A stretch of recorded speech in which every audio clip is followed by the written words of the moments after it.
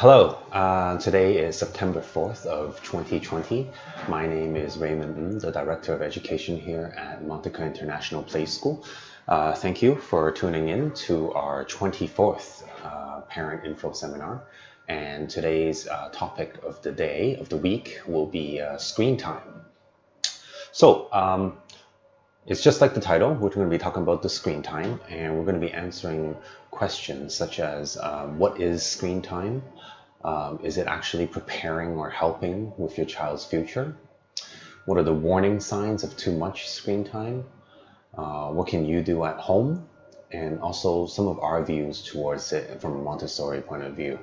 I know we've touched based on the topic of screen time for quite a few weeks, but today's seminar will be fully dedicated to some more research and some more solutions for what's going on.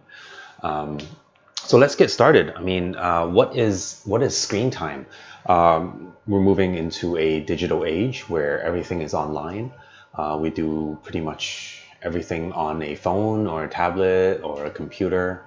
And especially with the situation right now with the COVID-19, a lot of schools are pushing their methods towards an online class or Zoom meetings and such. We have everything ranging from entertainment to shopping to communication, which is all done through a digital method. So when we talk about screen time, we look at technology versus reality. Let's look at the reality. Children under 5 years old, they're curious, they're busy, and they want to engage with the physical world. This is driven by their innate curiosity. And they use these senses to develop their cognitive, physical, and emotional system as well.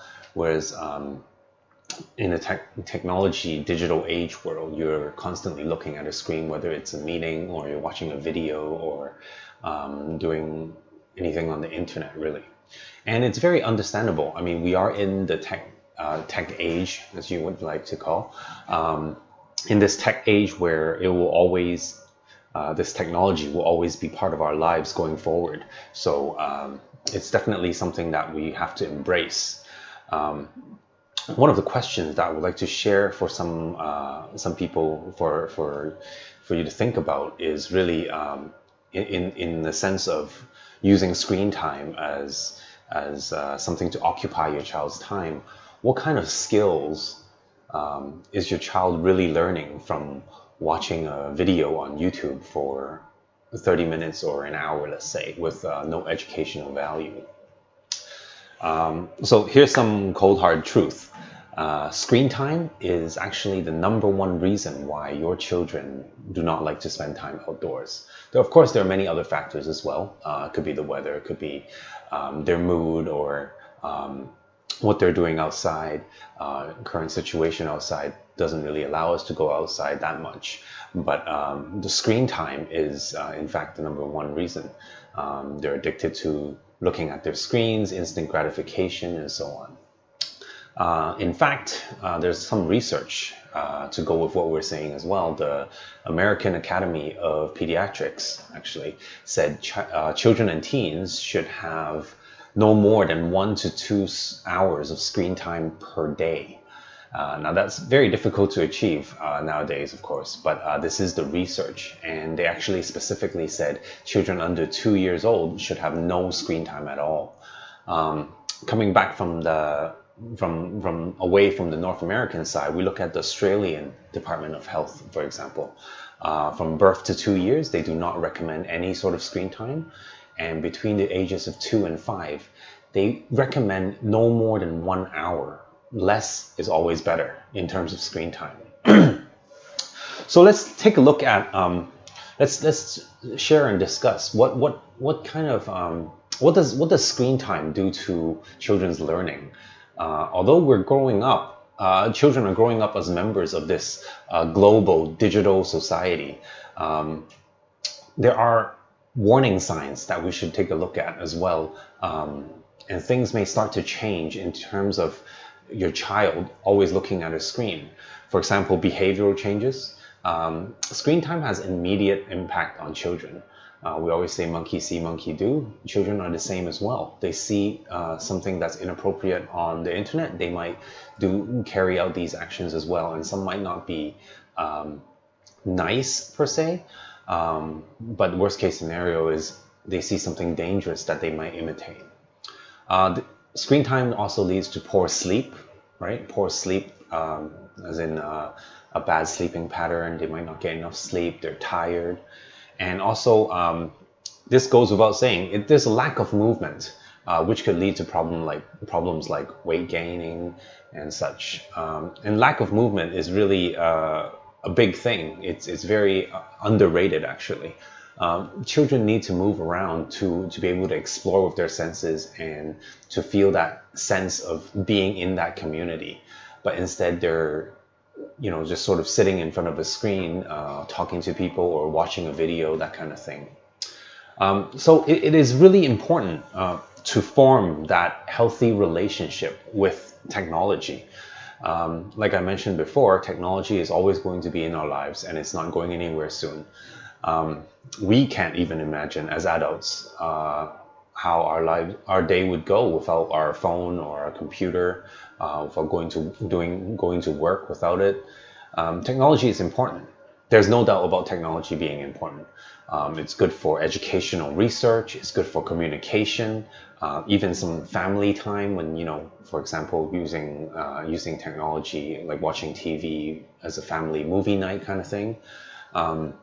Even if you're watching this video live, you're using technology and you're using screen time as well.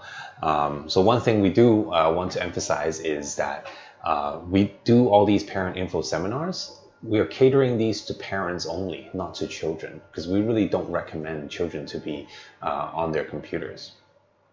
So what are some suggestions that we have towards the screen time? Of course, it's unavoidable, 100%. But what can we do as adults to ensure that children are learning the appropriate way, using the most natural way, just like the Montessori method? Well, first of all, we can sort of walk the walk.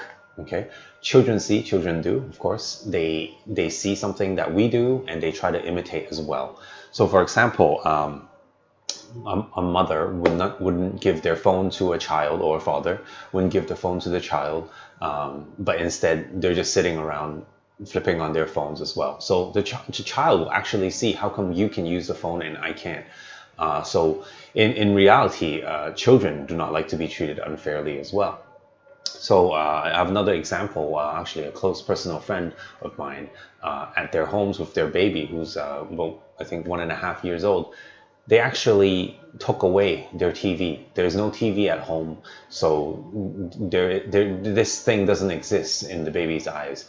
And it's all about that sacrifice as well, because they also believe that screen time is not good for the development of the child.